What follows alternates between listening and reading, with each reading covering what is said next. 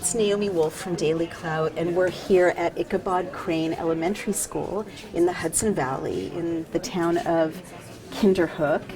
And I'm with a mom of a high school student. And we're here because we had reports from the parents. What concerns you today as a mother of a child in a public school? Why are you here at the school board meeting? The biggest thing is coercion. Coercion? What do you mean by that? My daughter and all the athletes in this school district can't play sports unless they're vaccinated, and there's a lot of pressure on them from their peers, from teachers, and there's a lot of unclear rules that seem to change, and they just don't have their act together. So let me get this straight. Kids don't have to be vaccinated if they don't play sports, but if they play sports, magically they have to be vaccinated. So that means that one of the things that our tax dollars pay for, one of the things that are part of a public school education, whether it's basketball or football or tennis or whatever sport it may be, for your child to have, or one's child to have that educational experience, one has to consent to one's child having this experimental vaccine. Is that correct? Yes, that is correct. Wow. And so that is really striking to me because we're in New York State and there isn't a law that says that children must be vaccinated. It's not like Los Angeles in order to go to public school. Right. So what is happening here at Ichabod Crane is more intrusive and more coercive than what's happening anywhere else. It's not according to state law. So so that's kind of a long preamble, but when you bring this up with the teachers or the principal or the school board, what law do they cite that is leading to you having to be coerced to vaccinate your child to play sports? I'm glad you asked that. I put in a Freedom of Information request, and I've yet to receive the documentation to support this. Do they verbally give you any, who says this has to happen? Well, what's the authority? They feel like it's coming from recommendations from the CDC.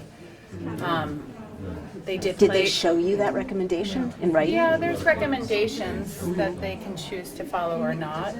My daughter she sat on a bench, and her team played against a team in Cohos that has no vaccine mandates on their athletes in her own gym. She wasn't able to play. Oh my God.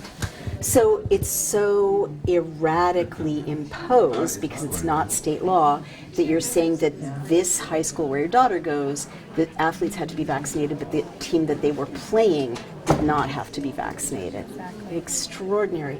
And do the people here at this school, for instance, or at your daughter's school, when they say your daughter has to be vaccinated, here's the CDC recommendation, do they acknowledge that it's just a recommendation? There's just a lot of pointing the finger of why they're doing it. They've tried to clean up their wording a little bit to say, well, actually, she can be on the team if we're not in a red. But in a red? A red zone. What does that mean? High numbers in the county. But the fact do they produce the numbers for the county? Because I've looked at those numbers and they are very low for Columbia County. They do produce them, and there's a lot of fear put on us as parents and on the children. Wow. So I don't mean to keep circling around this, but it's important. So if they're acknowledging that the CDC guidelines are just recommendations and they don't have state law behind them, how can they say that your daughter can't play sports? Because there is no authority to back up what they're saying. No idea. But they just say she can't? Right. And what do they want you to produce in order to show that she has been vaccinated? Oh, you have to have it registered, with a card. Wow. In the New York State vaccine registry. Oh my God. And are other parents kind of going along with this and vaccinating their kids so they can There's play children that want to play sports in college, and Right. this is their way. It's their junior year, so they're signing up, and there were 5 students on her team that weren't going to get it. Even the coach had to back down. Then a new coach came forward. He didn't want to get it, but he did it for the sake of his 2 daughters to be able to play. Oh my God, so people are really sacrificing themselves in order to not stand in the way of their children or not stand in the way of their own future as college athletes. They're saying, I'm going to just go ahead and do this because otherwise I have no shot. And I just want to note, for many, we're in a public school, I went to public school. For many students in public schools, athletics are the way to get a scholarship to college. I mean, it's not a trivial thing That's what being they've able been to play working sports. towards since they were 5 years old. They played in this very primary school gym, CYO, and with the dream. So my daughter says it's a choice of my childhood dream or doing what she knows is right. I'm so sorry. What is her sport? Basketball. Basketball. I'm so sorry you're all going through this. Well, can you tell me who in that room is the person who tells parents their kids have to be vaccinated? It's mostly coming from the superintendent. Is the superintendent next door in that room? What's the superintendent's name? Suzanne Gotlow. Gotlow. All right. All right. Is there anything else you want to say about this? I'm so sorry. How's your daughter holding up? Every day is a challenge. Every day. I mean, it's hard enough to be a teenager in this world. Absolutely. Oh my But I gosh. also just wanted to talk to you just a little bit about the funding that they're receiving. Let's talk about that. Yeah, this federal funding, What? Tell me. I'm not aware of what federal funding are they receiving. the CARES Act. Gives them money. Yeah, I was at a board meeting last spring. They were trying to figure out how to spend this money. And so the CARES Act gives the school money to Yes. do what? To maintain COVID restrictions? Yeah, but also, yeah, they have to have the children masked. Oh, that's what's causing the masking. Yeah, and they also the vaccination. They're calling it to order. Okay. All right. All right. Let's talk more. All right. Thank you. I'm a freelance music teacher, so I have the privilege to work with young people here. I go to school here, and I have to stand here because I'm so upset to see the harm that we cause to our children. By requiring them to wear masks, and now I hear also by coercing them to get vaccinated even in their school. And I could stand here and talk for hours and quote studies why wearing masks is ineffective, it's dangerous, it's unethical. I have plenty of studies that you can read up. I could stand here for hours and talk about the dangers of the vaccines, the ineffectiveness of it, and so on. Again, we have plenty of studies and everything of that. I could stand here and present on the horrendous amount of shocking reports of vaccine injuries that are coming out more and more. I can just kind of quote, like this is even from early August, the numbers from the VAERS, this vaccine adverse reporting system. Is that 11,940 reported death following COVID vaccinations, 40,911 hospitalizations following the vaccination, 65,067 people sent to urgent care after taking the vaccine, over 80,000 office visits. This is all things that are coming out. This is finally also in the scientific literature.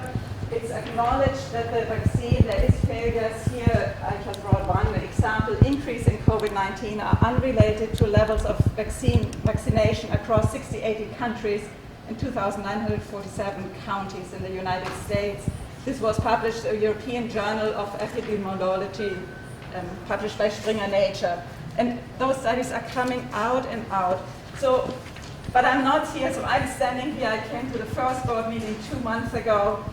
And I just want to appeal to everybody's common sense and feeling. There was a high school choir singing, and I mean, I'm nearly in tears thinking about those children standing there 6 feet apart with their masks on, no spark in their eye nor anything, and really absolutely no offense to the music teacher. She is doing a wonderful job, and I can only kind of suffer with her having to teach like that. I mean, just if we have common sense, we know what's right and what's wrong, and this is absolutely wrong what we are doing. This past weekend, I attended a webinar for International Physician Symposium. There were many presenters, physicians, educators, therapists, and again, they said it was categorically said that children should not get vaccinated. There's zero mortality in healthy children. The illness is mild. It's natural immunity because that's the only way forward. That's essential and superior what they need for a healthy future. It's absolutely acknowledged in Germany that the children do not transmit the illness to the parents or to the teacher. And the teachers in public schools were overwhelmingly afraid of their students. But just imagine our children being in such a fear-based environment. And it is the teachers there just because the media is funding this kind of program. And just to finish off, I want to quote a little bit from a German physician again, Dr. Marguerite Brisson. She's a consultant neurologist and neurophysiologist with a PhD in pharmacology. And that's what she has to say about masks and their effectiveness on the brain. Quote, "The rebreathing of our exhaled air, all without a doubt, create oxygen deficiency and a flooding of carbon dioxide. We know that the human brain is very sensitive to oxygen deprivation. There are nerve cells, for example, in the hippocampus that cannot be longer than 3 minutes without oxygen. They cannot survive. The acute warning symptoms are headaches, drowsiness, dizziness, issue in concentration, slowing down of the reaction time. And ask your teachers. They will see a lot of that in your students here." So quote again, "However, you can, when you have chronic oxygen deprivation, all of those symptoms disappear because you get used to it. But your efficiency will remain impaired and the undersupply of oxygen in your brain continues to progress." Ma'am, could I ask you to pause there? It's well over 2 minutes, okay? And Okay, I'll give you the last sentence. For children and adolescents, masks are an absolute no-no. Children and adolescents have an extremely active adaptive immune system and they need a constant interaction with the microbiome of the earth. Thank you. thank you. Go ahead, you show it. It's a public meeting. Coronavirus Response and Relief Supplemental Act is over $2 million. The American Rescue Plan is $1.6 million. The New York State Local Education CARES Act is $200,000. Schumer's COVID funding for school districts is $1.6 million. In addition to that, another $2 million, totaling $7.6 million coming in, supposedly having to do with COVID relief. There are real questions about whether this is actual relief or instead is money that damages our children. It seems that the school district is essentially prostituting itself by agreeing to impose COVID-related mandates in exchange for receiving funding that has nothing whatsoever to do with protecting children and everything to do with taking advantage of free money. Except, of course, it's not free because our children are paying a high price in terms of their loss of freedom and detrimental effects on the mental and physical health, as other people have delineated, all in the name of government overreach and to add to the billions of dollars in the coffers of pharma companies. So I ask the question of you, what exactly are you required to do in order to take these monies? What are the contractual obligations? Exactly how is this $7.6 million of money going to be spent for the benefit of our children? Why do we want this extra COVID funding? Do we need this funding? And I ask in conclusion that you stop taking this COVID funding and make decisions that are in the best interest of our children. Thank you.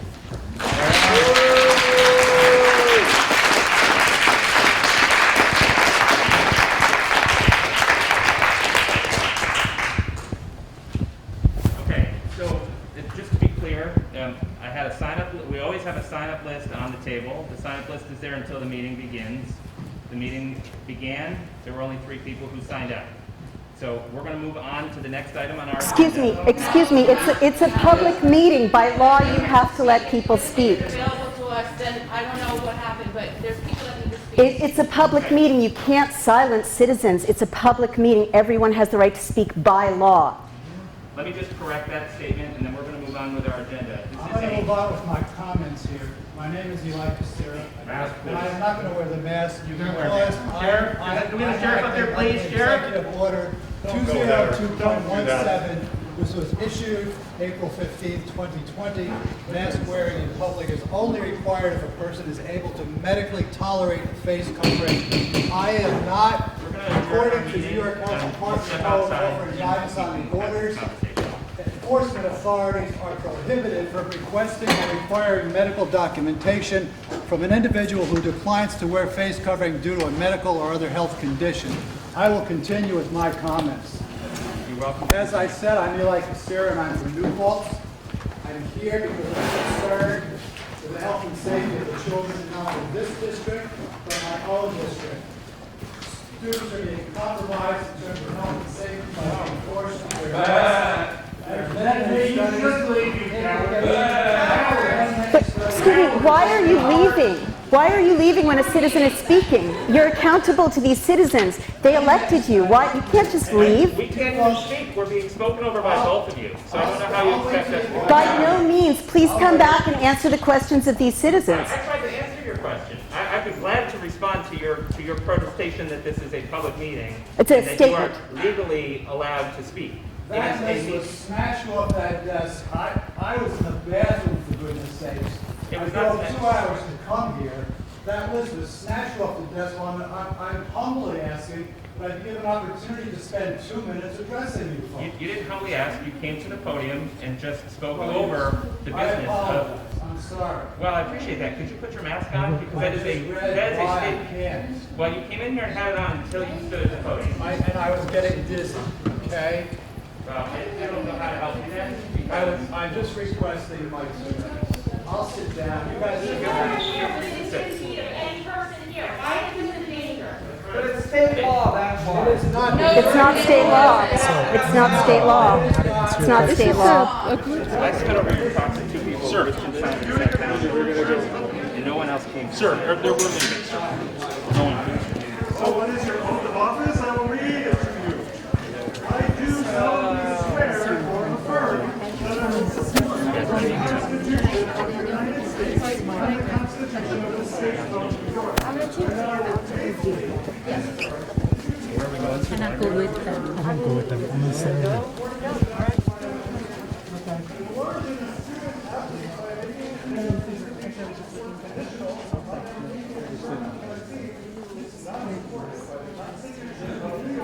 Or the United States Constitution, and this fact is coming to light finally within the courts. Heather, what brings you here and what do you think about what you just saw? This is my first school board meeting. It was shocking. I can't believe how quickly it ended, and I came with concerns about the lockers. I'm also concerned about the mask wearing, but the lockers was my most immediate concern at the moment. My daughter is in 8th grade, and she's had some anxiety since coming to the school because she came here during COVID when everyone was wearing masks. It was a new experience. We're dealing with that. She's an A student. She does wonderfully academically. She's having some difficulties with her back. When they first said that we weren't going to be able to use lockers for this year. Oh, is that what's going on? Yeah. Oh my gosh. They put out an email saying we couldn't use lockers. I can't remember specifics, but there was mention about possible accommodations. She was having some back issues at the time, so we got a note from her chiropractor, and they said they wouldn't be able to offer anything. So these kids are carrying around like 70 Very pounds heavy. of books Everything all that they day, have. everything that they Yeah. have. Another burden on education. And now, since then, she's found bulging discs in her spine. She's so in sorry. physical therapy. Oh my God. And she's still carrying around this backpack. This is appalling. They're torturing these kids. It's unnecessary. And can you just describe for the camera what you saw as a parent? I mean, what I saw was citizens were asking questions, and the whole school board got up and left without going through the agenda that is part of what they were elected to do. It was shocking. It was shocking. Yeah. They just got up and left, right? They just I did not left. imagine that. So what would you like as a parent, what would you like the school board, you elected them, they work for you, what should they be doing right now in your opinion? I would like to see them have a conversation with the public, with the parents. a real conversation discussing what our concerns are and how they plan to handle that. But they really just sat back and then walked out. Hey, so this is Sally Hogan. She's a Kinderhook resident and a taxpayer of this community. Ms. Hogan, you're on the town council? I am. Speak to me about what we just saw. I mean, aren't you shocked, or are you shocked? This is a public meeting. If it wasn't a public meeting, it wouldn't be recorded. Currently online, what people did see, I don't know if they still see that, is it says meeting is delayed. Oh, wow. So people haven't been given the opportunity to speak and share their mind. As community, as a mom in the community, I think we should all be able to have that right. And isn't it, well, you're also an elected representative of this community. Isn't it the case that all these people have First Amendment rights and do have the right to speak? Yeah. So what do you make of the fact that they were told that they don't have the right to speak, or that if they missed the chance to sign up in advance, and a lot of people I spoke to didn't get a chance to sign up, but therefore they were not allowed to speak? Well, I watched Matthew Nelson go over and pick up the paper right at 7:01. Who's Matthew Nelson? Matthew Nelson is on the school board. Okay. He's the school board president. He sits next to Superintendent Suzanne Gutlow. Mm-hmm. So he went over and picked up the paper so that nobody else could sign up. So there was a whole room of people that showed up to sign up, and they weren't able to. These are taxpayers, people in the community. That's shocking. Mm-hmm. Isn't that against the regulations? I've never seen them go over at 7 o'clock and pick up the paper. Usually they'll give people a couple minutes to sign up, or at least let people go up and sign up. How did they all get up and walk out? Because this isn't a town issue, actually. This is a school board issue, right? So how do you feel about the fact that a lot of parents in your community, maybe even you, and I'm hearing this from parents across the country, are feeling that school boards are not responding to them, not respecting them, doing things like this, walking out at the very start of the meeting when people ask questions? First of all, they don't respond to you when you're speaking. The last meeting I was at, they had no problem speaking to a woman that was discussing math, Common Core math, but they chose not to respond to any of the speakers that got up to speak. And I think that says a lot about them. I don't know why they choose not to. I guess. But you've noticed that as well. Yeah, they choose not to listen to parents. Well, so you are on the town council. Do you have any inside information about this? Like, what is going on? We're seeing this nationally. This is nationally, and I am the only elected official in Columbia County that's actually come out and spoken against masks, vaccine mandates, and asked to open up New York. I've been condemned by my own Kinderhook Town Board for coming out and speaking to that. Oh my gosh. But I have continued to fight and ask. I am a mom. I'm a homeschool mom now because my child can't attend school without wearing a mask. So for the past 2 years, my child has been homeschooled. I'm part of a co-op community. I'm starting a new co-op just to give parents an opportunity to teach their children values that are important to them.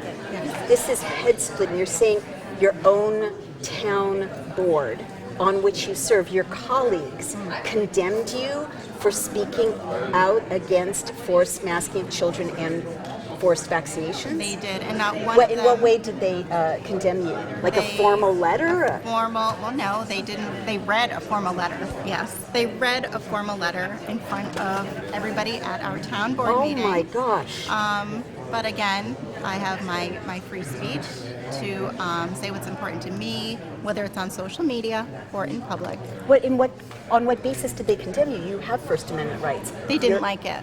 But what did they say They in just the letter? said that they didn't agree with what I said, and they formally wanted that made known that what I said didn't match up with their thinking. Wow. And have you been criticized by your community, supported by your community, mixture? I've been very supported by my community. So a lot of people are feeling these things and feeling like you're speaking on their behalf. Yes. I would say it's not even a party issue at this point because many politicians throughout our state are now speaking up publicly about it. But when I said it, not one other did.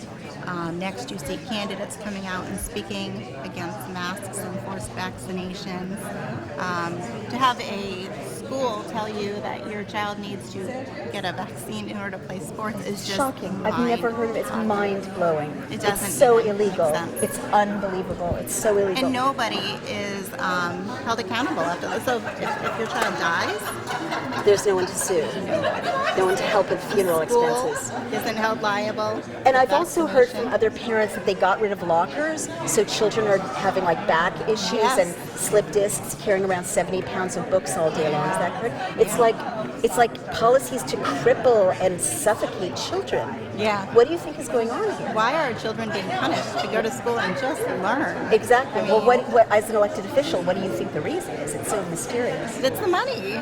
Who's paying them? Clearly, there's the federal money that's coming through. We Gotcha. have all of the funding that's come down. There's certain stipulations that you're to follow, and I've read those. We've all read them. Right. So that's the $7 million that one of the speakers was talking about. So basically, this school gets millions of dollars, or this district gets millions of dollars if the kids are masked, injected, and crippled. Yes.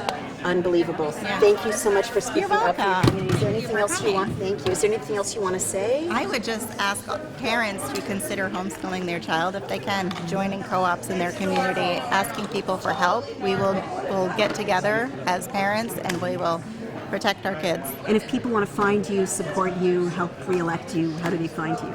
I'm on Facebook, Sally Hogan. I'm on Instagram, and I am also in the community. So many people know how to find me, and that's Kinderhook, New York. Kinderhook, New York. Thank you, Sally Thank Hogan, you. so much for serving your community. Thank you. So I'm here with a parent in the community. We're here in Kinderhook, New York, a taxpayer coming to what should be a normal school board meeting where the school board listens to parents.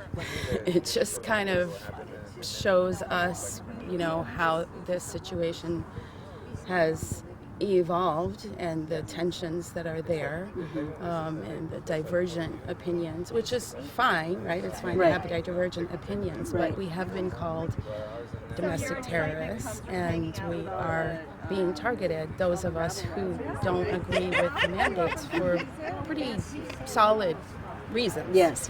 How do you feel about the fact that 5 minutes into this meeting with a 7-page agenda and a lot of detailed budget stuff, policy stuff, they all got up and walked out when people peacefully asked them questions? I think it's pretty hilarious myself. I think it's kind of funny because what are they afraid of? Like, why not engage with what's actually happening in the room? There's people that are there that want to speak. They have something to say. Why wouldn't they want to hear what they had to say? Right. They can just adjourn and not finish their business. Oh, here they are. Can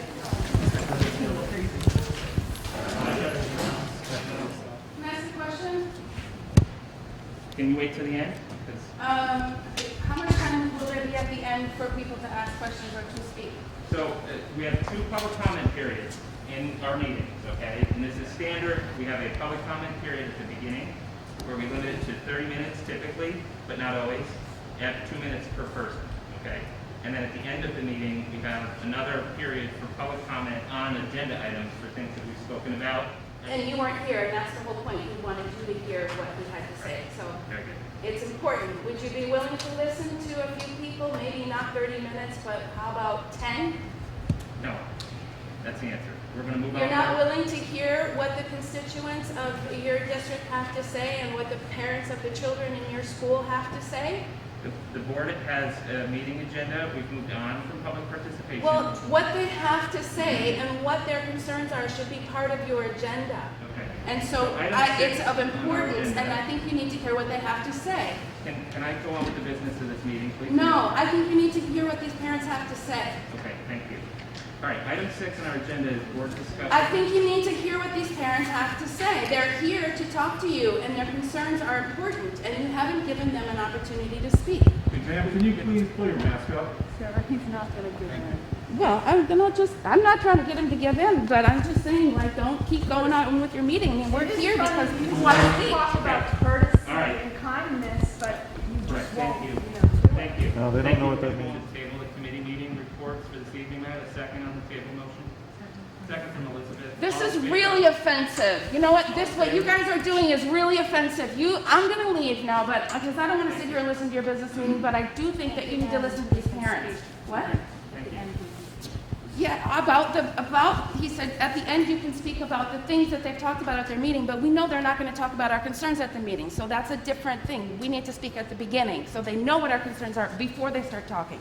Thank you. And they're refusing. That needs to be on record. Item 6, second item is second reading of policy that has been put forward at our prior meeting for first reading.